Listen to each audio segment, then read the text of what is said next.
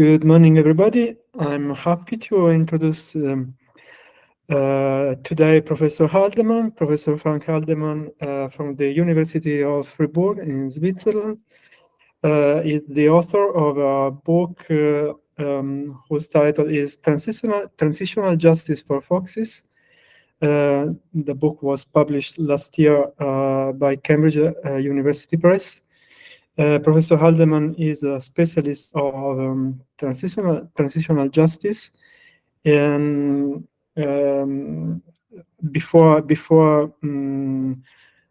University of Fribourg has worked in many different universities. The University of Lausanne, University of Geneva, the Geneva Academy, and many different institutions.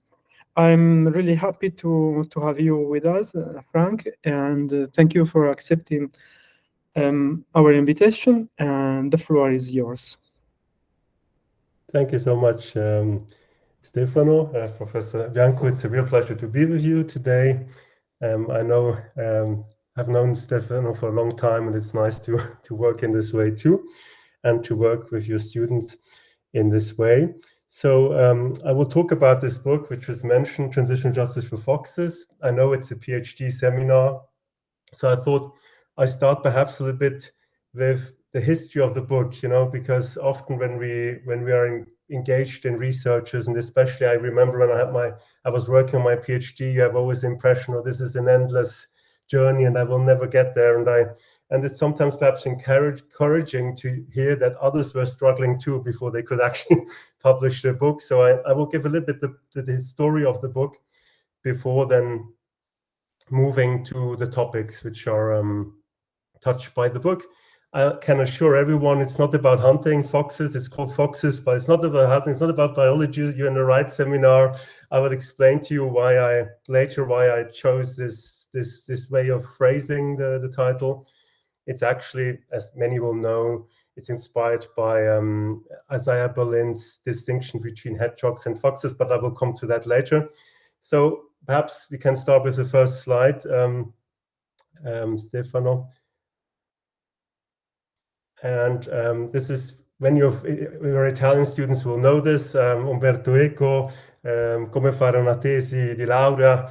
It's a standard book now in Italy, but I like very much the way Umberto Eco in the 60s, 70s thought about research. I think it has been a bit forgotten, this way of thinking about it, because it's very much about ideas and less about careers and other things. And what I like is that he thinks about writing a PhD or doing research as a circulation of ideas. And what he says is, in a sense, ideas are a bit like jokes. The more they're told, the better they get. And I think that's very true as far as research is concerned. The more you meet with people, the more you have, meaning people around you who have actually want to exchange with you, who want to, to exchange your ideas, who give you inspiration, who give you inputs. I think the better your research gets. You can go to the next slide. And part of this idea of research as, circulation of ideas is actually that you need a very good place to work. Stefan, you can go to the next. And in my case, that was in New York, and that's where starts my personal history of this book. When in 2005, I had the National Science Foundation grant, which allowed me to go to New York for a year, and then I could go later to Spain, to South Africa and to the Netherlands. And this was my first year. And I lived not far away from this cafe and went to university, started thinking about the project. It was really a nice atmosphere. I had good friends. And I had a very clear idea in mind. I wanted to write something about the normative frameworks of transitional justice. I will say more about transitional justice, but transitional justice is actually somehow the question of how societies move from what we might call, mass violence to some better more stable, more peaceful, perhaps more democratic system. And I felt in 2005, so a long time ago, so you can see it has been a long journey before this book came out. So I felt at the time that something was missing in the field. There were lots of lawyers writing about it. It was very descriptive. Political scientists talking about it, people like Samuel Huntington, perhaps.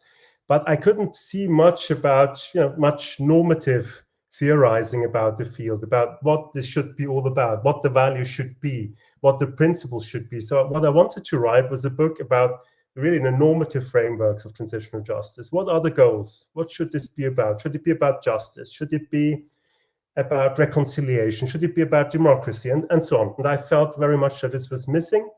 I found some articles at the time, few, and I felt, yeah, that's the right way. I will write a book about the ends and the means of transitional justice. And the more I sat in this cafe and read things and articles, the less I became, or the more skeptical I became about the project. Because as I had in mind the project, it was a very smooth project, a very clear, comprehensive project, a sort of a handbook. German, I'm German speaking, so we love handbooks. So sort of a handbook, ein Handbuch. Really, you clarify once and for all everything. And the more I start reading about everyday problems in Rwanda, at the time Colombia was not so present, but perhaps in former Yugoslavia, not post-Nazi Germany, Argentina, post-Junta Argentina, the more I realized that actually things were much more complicated. And that actually often these societies, when they try to move from somewhere, from civil war or from an authoritarian regime to something different, they are faced with so many conflicts and so many difficult dilemmas. And I felt that the normative frameworks I was reading didn't say anything about those things. So, and then at once, really by chance, I came along an article, an old essay by Isaiah Berlin, the philosopher Isaiah Berlin, Oxford philosopher, Riga born, very famous philosopher at the time, who wrote a paper before his death, which was about actually value pluralism, and which said a lot about that we actually in our daily lives, as professionals, as human beings, as individuals, we are constantly confronted with dilemmas, with difficult choices. And that it is actually a sort of an illusion that we might have one framework, one single framework, some Kant or utilitarians who might tell us what to do in that very precise moment. Because often when we are faced with these situations, think of Sartre, Jean-Paul Sartre in Existentialism and Humanism. He talks about the problem. He talks about the young man. So it's in the 40s. It's the Second World War. This young man has an aging mother, and he wants to care for his mother, but at the same time he would like to go to war and fight against the Germans. So if this man decides to go to fight for the German, he will always have a regret to say, I didn't stay with my mother. But if he stays with his mother, he will always have the regret of not having done the other thing. So it's somehow, you can never say what really the right choice was. You can only say, I decided to do it because of that. And I lost that, but I gained that. So that was the sort of thinking. And then the idea that at the end of the day, compromises are inevitable. So when I came across that article, actually the whole project changed. And even though I continued working on a habilitation, German speaking world, we have habilitations. I think it's a bit of an old concept, but anyway, and I felt I have to write, I don't know how many pages and I kept on with the project. And, but in 2010, I was doing other things at the same time, teaching and so on. I felt, no, this is not going anywhere. I had written many pages, and a friend, recommended, you should get in touch with an editor from Cambridge University Press. I know a very nice lady. And I got in touch with her. I presented to her the project, and it went through the peer reviewing process. That's how it works in English-speaking publishing houses, you have experts looking at your texts, you have 3 experts, and if 2 of them say it's actually a good idea, you might go through. If 2 of them say it's not good, then you stop there. So I had the chance that actually 2 were quite happy with the project, but they said, you know what, you have a book with we have 2 books in one. You have one book which is descriptive, and you have another which is critical, which is the idea of pluralism. And they said you should go for the second idea. You should write a book on transitional justice for foxes. That was my title. I didn't like it, but I went through it. But they said you need to write the critical book or the other book, but you can't write both. And I quite agree. Because I think if I hadn't made that choice, probably I wouldn't have published the book. I would have finished the book. I would still be writing that book. So that was really helpful. So just to tell you that there are moments in research that you really, you need help. You need people, you need input. You need people who perhaps make you see the world from a different perspective. And then all at once it becomes more clear to you. Anyway, let's start with the real topic now. So Stefano, please, if you can go to the next slide. I have many of them. I'm sorry, they're not so important, but I like to. Sometimes I think images can be quite helpful to understand very complex concepts. So transitional justice. There is a Supreme Court judge who once said, apparently, there are certain things you know when you see them. You instantly know when you see them. You understand them when you see them. And I think transitional justice is a bit like that. Sounds very complicated, transitional justice, the concept and so on, but I think we all are struggling actually with transitional justice probably on a daily basis when we think about the world. And more recently, we think more deeply, I think, about the world, since we are facing crises, as you know, in Ukraine and now in Gaza. And we think always, how is it possible that human destruction, how is it possible that violence, that violence which seems to be unstoppable. And then you have just the hope that something might happen which turns around history. You have the hope that even if things look so bleak, things look so bad, there might still be some way out. And that's actually, I think, it's transitional justice. It's the idea that societies, when we are struggling with their past, can find a way out and to become better. And it's really driven, I think, by this hope that we can make our own history. We can make it in very bad terms, but we can make it also in better terms. And I think that's the starting point for transitional justice. Transitional justice is a concept, as a term, which was created probably in the 80s, 90s. In those years, those were the years of the third wave of transition, third wave of democratization. The political scientist Samuel Huntington called the transitions we saw in the 70s and 80s in that way. At the time, he thought, for instance, about a transition like Argentina. This is the Argentinian case you're seeing there. So Argentina, very briefly, in the 70s was at the end of the 70s was struggling with the junta regime, a very brutal regime which was about detention, disappearance, dissidents disappearing on a daily basis, often students, and then the mothers of those students or the mothers of those dissidents protesting from the 70s on, the Madres de la Plaza de Mayo, mothers of the May Square, protesting every week in front of the governmental palace, saying, "Where are our children? We want our children back." And this became a very strong social movement in Argentina. It still exists today. As far as I know, these madres, which are now grandmothers, are still marching, or members of those movement are still marching. They have become a social force in Argentina. And those mothers, they wanted something. They wanted truth. They wanted justice.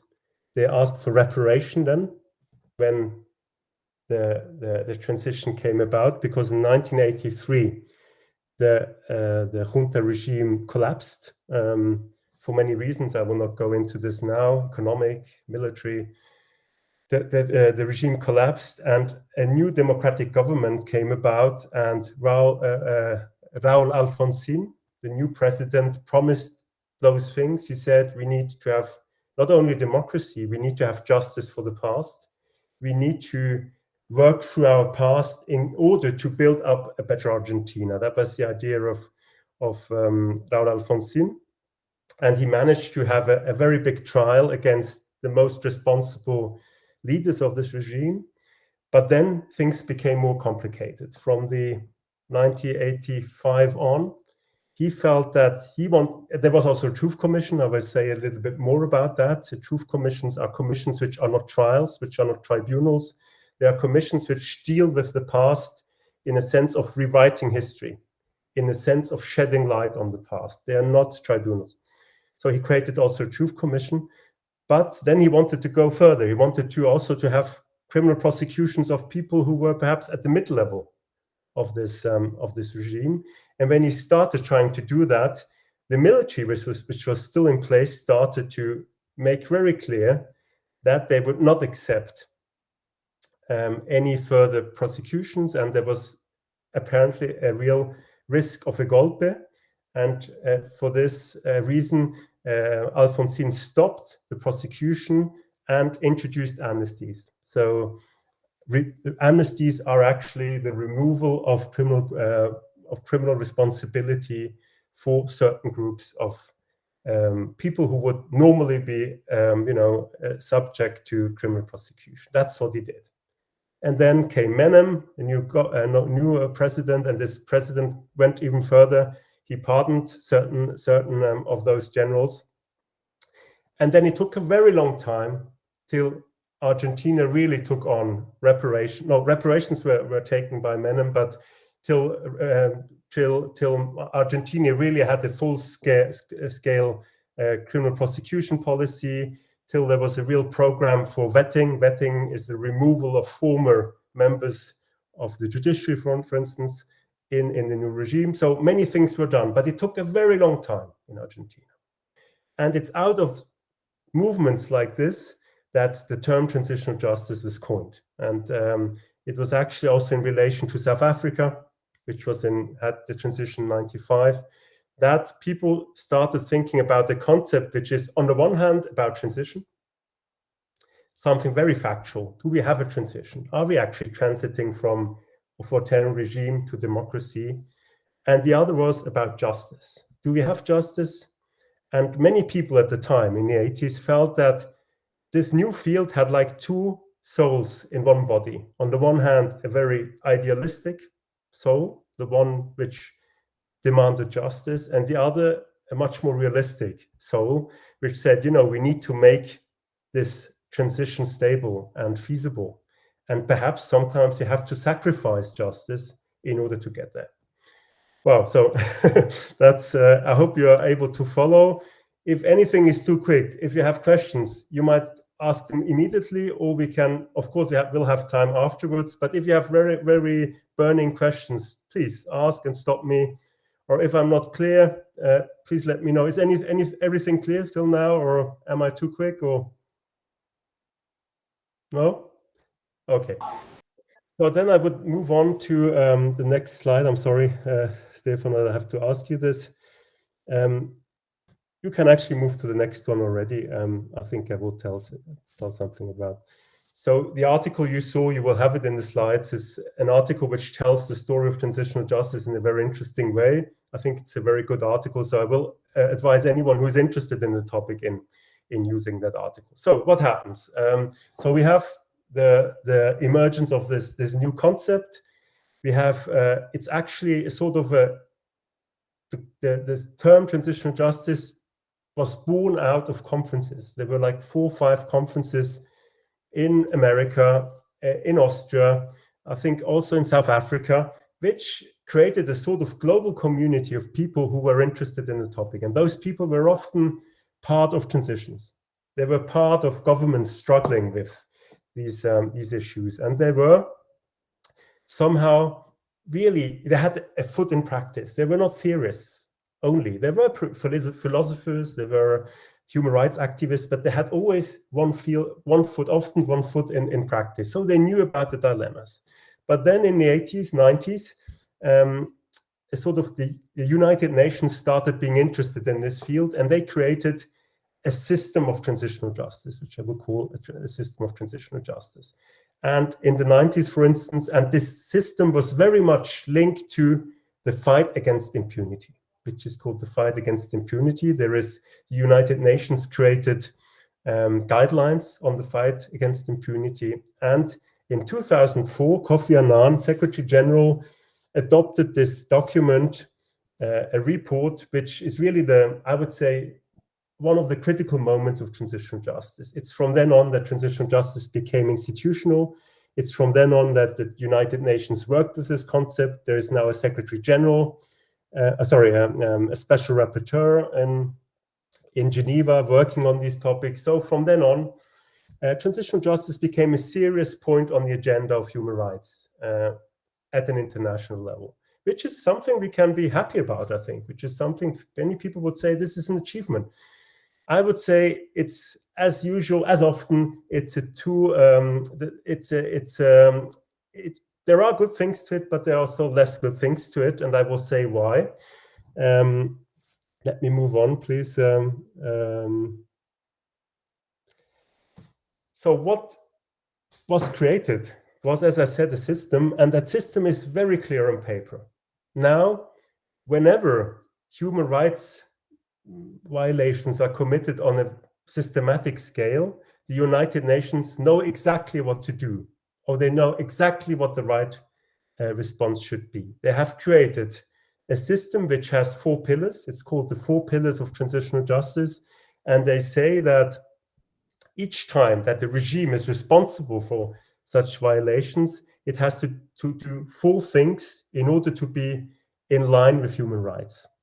It has to prosecute, so that's the right to justice. It has to tell the truth, that's truth commissions, for instance. It has to repair, so it has to pay reparations to the victims. Reparations can be economic, but they can also be symbolic. Think of statutes of remembrance and so on. And they have to reform.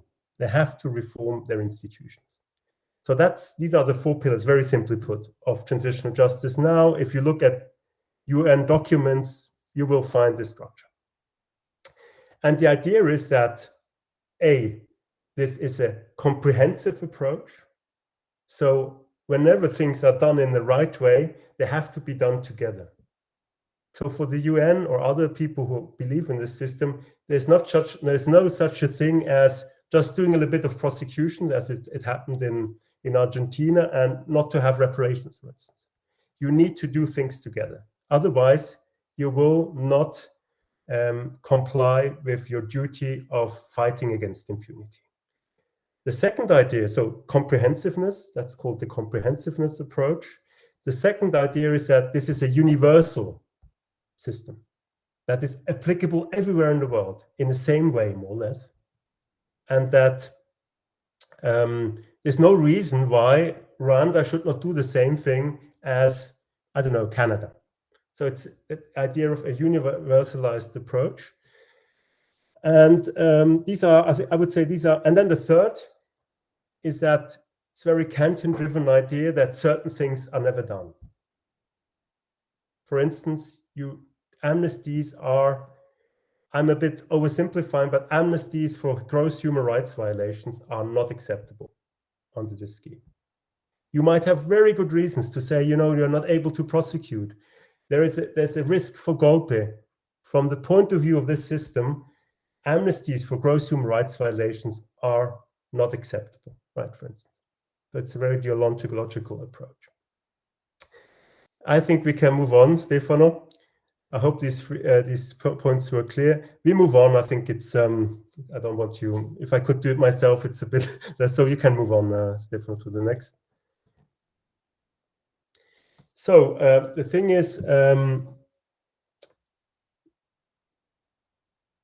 so we have this system, which I have called in my book, the normal model of transitional justice.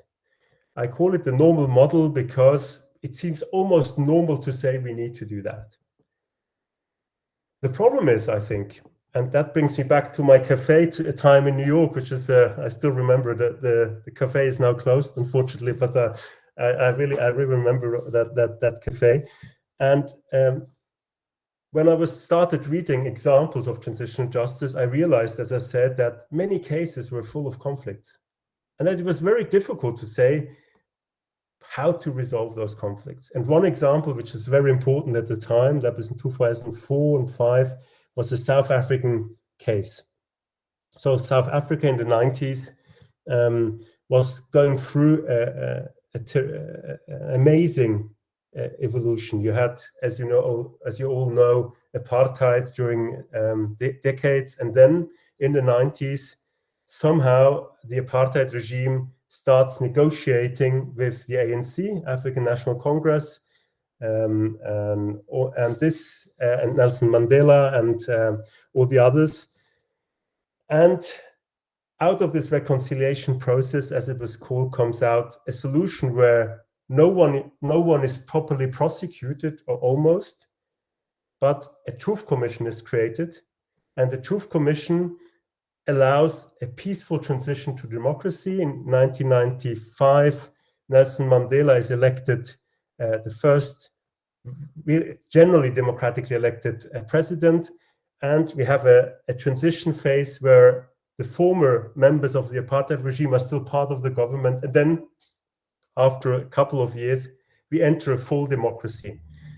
And now, reading this case, I just realized that this case could not be made sense of by relying to what I've called a normal model, because, as I said, criminal prosecutions were not applied, and actually the Truth Commission allowed amnesties for perpetrators who came forward and said the full truth. So it's a very strange system, and it's a very new system and strange from a normal model point of view. And it's exactly this situation where you have actually this man standing there and saying, "Where is my map?" This is actually Archbishop Desmond Tutu. He became the chairperson of the Truth and Reconciliation Commission. And he's wondering, how can I, on the one hand, tell the truth, and on the other hand, another very important objective is also reconciliation. How can we bring these things together? So it was this kind of scenario which I had in mind when I said, I want to read a book about this. I want to write a book about the conflicts. I want to write a book about the politics of transitional justice. I want to write a book about the real politics of transitional justice. So that's the starting point. If you can move on, please, Stefano. I live in Lausanne, as also Gael. So, and as you know, Gael, we have a nice museum now at the station there in Lausanne. And if you go up to the last floor, there's a Kader Attila sculpture. I don't know if you have ever been there. Last floor up there, you have these 3 sculptures of which actually are sort of an artistic engagement with imperialism and colonialism, and you have these, and I will show them later on. But I like very much this artist. He's a French-Algerian artist who has worked a lot on colonialism, and what he stresses a lot is that whenever things like that happen, colonialism, mass violence, crimes against humanity, it's an illusion to think that we can completely repair. It's much more like the kind of, this is an installation he made, not in Lausanne. It's more like you have you never get you don't get this smooth floor. You get a floor which has scarves. And those scarves, they are meant to be there, and to need to work with those scarves.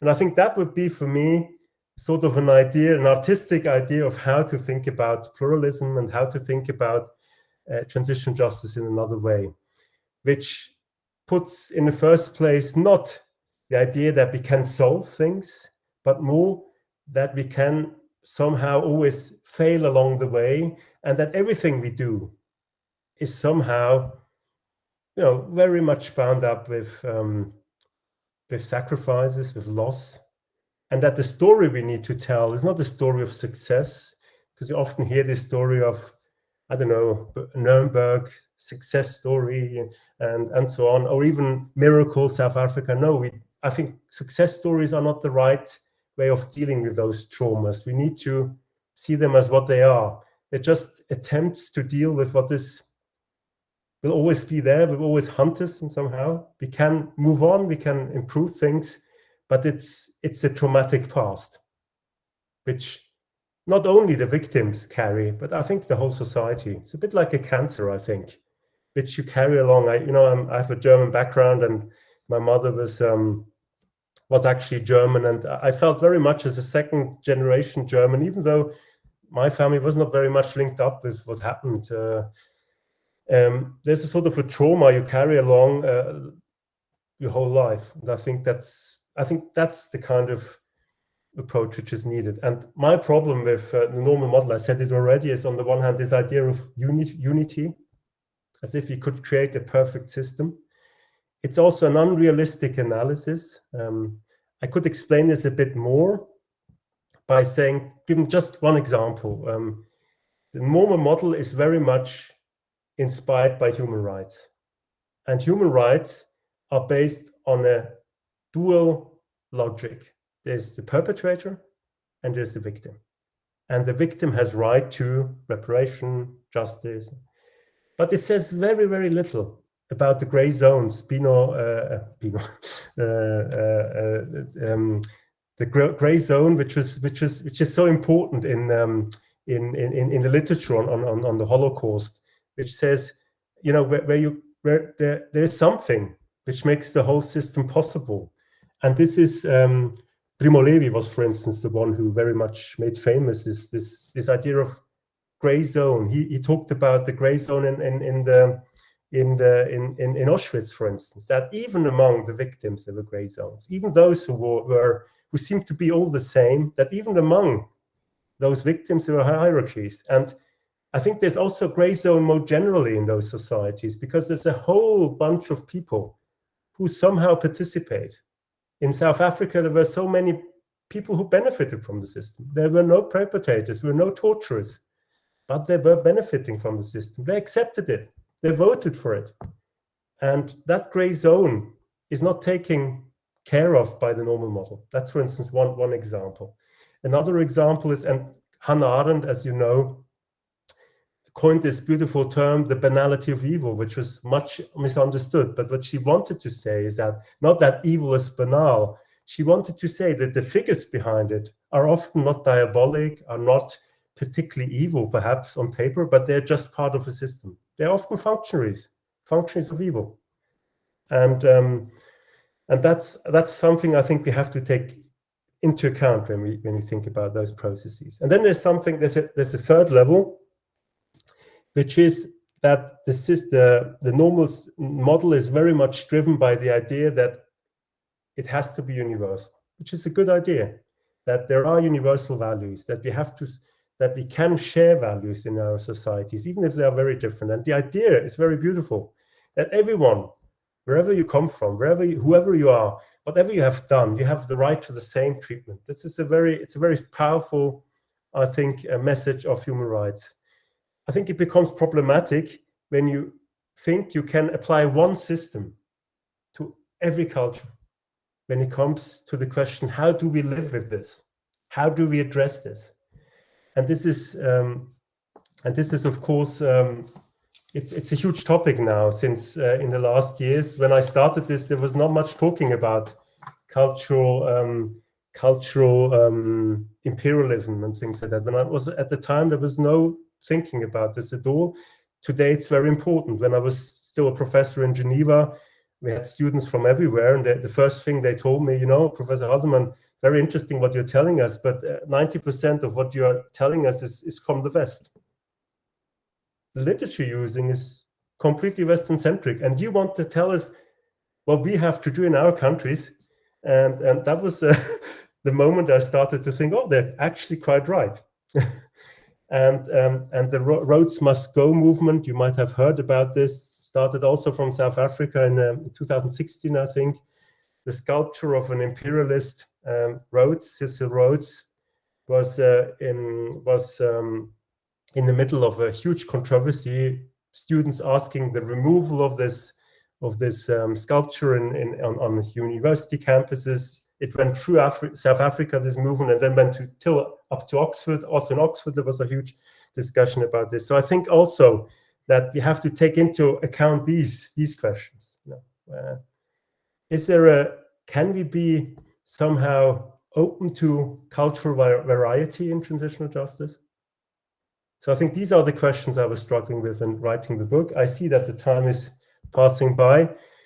And Stefan, can you give me 10 more minutes, or is that okay? Or you? I think so. I go very quickly. Yeah. Go. Frank. Is that okay? Good. Yes. So then I will be more quick now. If you can move on to the next slide. So now let's come to the hedgehog and the fox. So you might wonder what this story all about, the fox. I chose this picture, Transitional Justice for Foxes, because I was inspired, as I said, by Isaiah Berlin, the philosopher. Isaiah Berlin wrote a beautiful essay in 1953, in the 50s, where he wrote an essay titled The Hedgehog and the Fox. An essay on Tolstoy, on the history of Leon Tolstoy. And in this article, he divided people, artists, politicians, thinkers, into two categories. It's now quite well known, but still it's good to repeat it. And he said, on the one hand, we have hedgehogs. Hedgehogs think they can solve all the problems they face in political life, in social life, in individual lives, by relying on a big system. That system, by applying that system, they think they will find the right answer. And he gives examples like Kant, a categorical imperative. You refer to that imperative and you will solve the problems, or utilitarians. And then he says, for instance, that Dostoevsky for him was a hedgehog. I'm not sure if that is always true. And then he says, but there are other people, and he calls them foxes. And the foxes are those who are never really sure whether the perspective they're adopting is the right one. So all the time when they're adopting one perspective, they're saying, but there's also another way of looking at the world. So they're somehow thinking at different levels. And Berlin himself was inspired by a Greek poet, ancient Greek poet, Archilochus, who said this thing. There's a fragment which was found which says the following thing: the fox knows many things, but the hedgehog knows one but big thing. And it's from there that, as I said, Berlin distinguishes these two kind of characters. I don't know how you feel. Do you feel more like hedgehogs or more like foxes? We will see later, perhaps. Can have a little inquiry to see whether we have more foxes today or more hedgehogs. I have the impression, and he said it himself, the division is only a sort of an exercise. The division probably is too neat. Probably we are all a little bit of hedgehogs and a little bit of foxes. It depends on the situation. Anyway, but what is important, philosophically speaking, and I know that there are many philosophers in this class, is that Isaiah Berlin developed from this very simple idea his concept of value pluralism. And you can move on. I think several, Stefano, you can move on several times, actually. Well, you can go again. Yeah, you can stop there. Value pluralism is the idea that we live in a world of different great values. There are many great values. They are often of equal importance. They are often incompatible, and you cannot bring them together. And that is his very simple thesis. He says there are many, he believes in objective values. So he believes that these values at a very abstract level are applicable everywhere, from dignity to solidarity to human protection. Many values are equality, justice, that these are values which we can share wherever we are, but that these values themselves come very easily into conflict. And it's very important when we talk about value conflict. And one more thing. For Berlin, it's important that compromises are part of our value pluralism. So once you accept this idea that there are many values, that these values are often incompatible, then there is a need for compromise. And the only thing you can do is to say, I tried my best, I made sacrifices, and I found an acceptable compromise among those values. Think of Sartre again. Maybe this young man made a compromise, and said, I stayed with my mother, but I supported still the cause. I did other things for the cause. I didn't go to war, but I still supported the cause, sort of a compromise. But it's important to know that value pluralism is not relativism. That's often a confusion people make. Relativism or subjectivism is to say, as Berlin puts it, everything goes somehow. It's a question of taste. I like champagne, you like wine. I like ice cream, you like I like il pandoro, you like the il panettone. Sort of taste. There's nothing valuable, or there's not a value judgment. I said no, it's not relativism. It's about real values. These values exist. They're objective. We have to care about those values. But the question is how to live with this plurality of values, right? And then and then it's also not defeatist. It's not about saying, oh, we have all those values, and now what I'm going to do? Okay, I choose that one. It's really about struggling and trying to give the right answers, the good arguments why you choose that rather than that. You need to justify, and you need to say why you sacrifice this, and you need to say what you sacrificed and why you sacrificed it, and what were your reasons. And you come up with something like, not, oh yeah, I had the right, I found the solution. No, you will never be like that. But you will say, I tried my best. You will always have that sense of loss. Something was lost. And I think that's somehow I feel about those situations. Now, maybe I can give you an example. Think of South Africa. Again, South African transition. I think it's a perfect example of pluralism, because what happened in the Truth and Reconciliation Commission was, as I said, that on the one hand, there was a Truth Commission. That Truth Commission was in charge of shedding light on apartheid's crime. But at the same time, there was also a system of amnesty. And the system of amnesty consisted in saying that perpetrators of serious human rights violations, torturers, worse things, could come forward and say, I ask for not forgiveness, but I ask for amnesty, and I will tell the complete truth about what I did. So you had all those hearings. They are also online. It's very interesting. It's very interesting to watch them. So you have these hearings where former torturers, came forward and told the story in front of the victims of what they did, how they did it, why they did it, and if the committee was somehow convinced that this was the truth, these people could get amnesty. That means they could get liberty from criminal prosecutions, liberty from civil liability, they didn't have to pay anything, and they could get scot-free, which is a very heavy price to pay for those who were at the receiving end of those evils. But people have said it was a compromise between, on the one hand, justice and reconciliation, but it was also not only a compromise, it was also a sort of trying to find some integrity in all this. And some people have said it was a principle compromise. It was a compromise which engaged still truth, which engaged still making people accountable. So those people had to speak. They were sanctioned somehow, not legally, but socially, in front of all those people. They had to tell the truth. They had to speak to the victim. So there was a sort of a sanction going on, but it was not criminal prosecution. These people were scot-free. And some people have said it was somehow a principal compromise between justice and social unity. And I think this is a good way of reading the South African case. Okay, I think we can move on.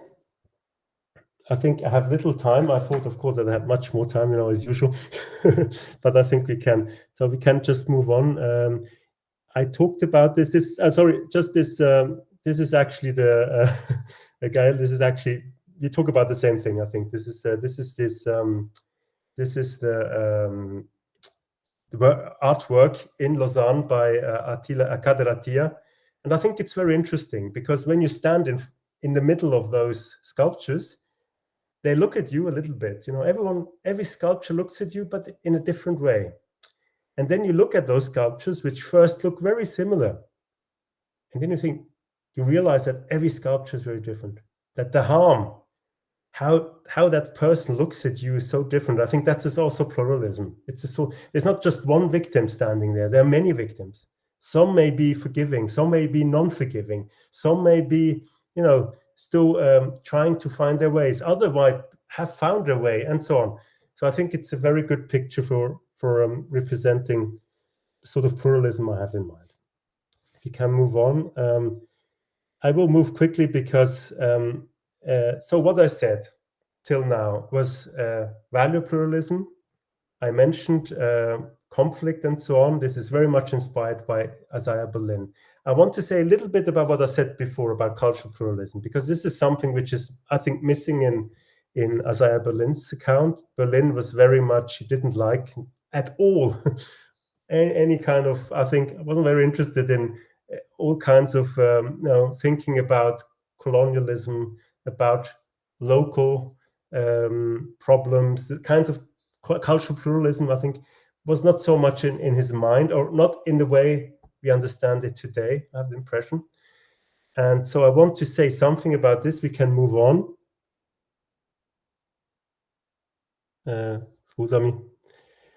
Very quickly. So my problem in this work is, and I have to say, I had some really sleepless nights over this. It was really till the end of the book. So I had already the contract by Cambridge, and I had to deliver the book later. And it was like, I would say 6 months before I delivered the book, I handed in the book that I worked on this, and I realized I have to change slightly the book. And I added this part, the cultural pluralism part. And I think it's still unfinished in the book. It's something new, but I think we need to think about those issues too. And my issue was, how can I, on the one hand, I come from a human rights field, so I believe in human rights. I think that human rights have a potential for emancipation, for social change. I believe that very much. Martin Luther King was my idol, and I think the civil rights movement is one of those glorious moments in humanity, and so on. I have this background, right? So, and I believed in the universalizing idea of human rights.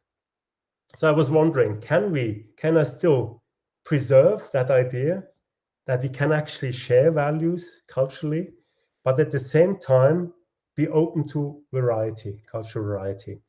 And I found arguments which go along that way, which say, for instance, when it comes to feminism, when it comes to sexist oppression, which say sexist oppression is universally condemnable. It's something to be condemned universally. There's nothing to talk about it. It's a wrong. It's an absolute universal wrong, sexist oppression. But how we get along to realize that goal, to fight oppression in that field, how we do it can take very different forms. And I was very much inspired at this thought, and arrived somehow at the conclusion, not really conclusion, but an attempt at the conclusion that we can still believe in values which are shareable: justice, reconciliation, reparation, solidarity, equality, and think that these things are shareable somehow, but then say how they're translated into the local. That's a question which needs lots of openness to diversity, because otherwise we end up like here. This is the case of Peru. So Peru, as you might know, a bloody civil war, shining path, fighting against the government, many victims in Peru, and then a reconciliation a peace and reconciliation process with a truth commission, very interesting also, and then initiatives like this one, initiative from Germany. So the Germans are, as we know, they are part of the dealing with the past in Germany is very much memory. So we have museums, we have memorials. So that's very important in Germany. And the Germans very much pushed by funding that a museum for memory be created in Peru, in the part of Peru where most of the violations were committed. And it's there in this city that this museum was not at all attended, because didn't make at all, apparently, I have read this, part of just of the public culture. That museums were not attended, were not part of how people would remember. They would remember things in festivals, they would remember things through music, but they would not remember things through institutions like museums. So, and the author asks, what is the meaning of the museum for the expression of local memories in a city that does not list a single museum among its institutions? So that's a sort of cultural blindness, perhaps, blindness to cultural diversity, which I think is wrong, and which has to be questioned. And I believe very much that would be interesting. I couldn't explore this in my book, but it would be interesting to think about rituals. It would be interesting to think that trials or tribunals are not only institutions written in stone, but they're actually rituals which are often driven by religious meanings and which make sense to us, perhaps, but which might make very little sense to other cultures, especially cultures where tribunals played an important part in oppression. So how can you, if tribunals were for years responsible for prosecuting ANC people, how can you trust that institution again? When that same institution was actually responsible in a large way for the oppression which happened under apartheid. So I think rituals, I think also Willy Brandt, I don't know, remember in December 1970, the knee fall, Willy Brandt, former chancellor, falling to his knees and asking forgiveness in this way. That was a very important symbol. It made sense. But whether something makes sense or not, I think depends a lot on the symbols which are accepted or are lived in particular contexts. And I think transitional justice should be open to this. I think I stop here. And I think then we can have a discussion where I come back. I wanted to talk also about compromises. I think it would take us a bit too long. I can talk about it later. Thank you very much.